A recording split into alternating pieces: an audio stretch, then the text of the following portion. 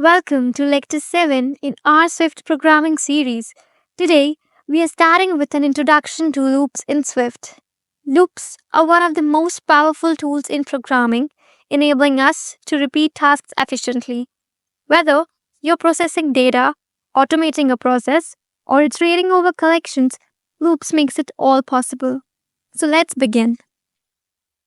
Loops are constructs that allow us to execute a block of code multiple times based on a condition.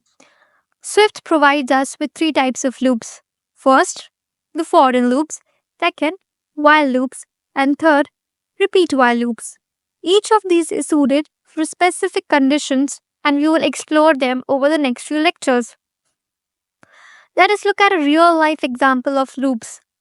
Imagine you're packing boxes on a conveyor belt. You will continue packing until the belt is empty. This is like a loop in programming. It keeps running until a condition is met. Why are loops so important? Loops are so important in Swift because they help us in automate repetitive tasks. They reduce the redundancy in our code and they makes our program more efficient. Let us look at a basic example of loop in Swift, which says for I in I to 5 print I. This loop runs 5 times printing numbers from 1 to 5. We will break this down further in the next lecture.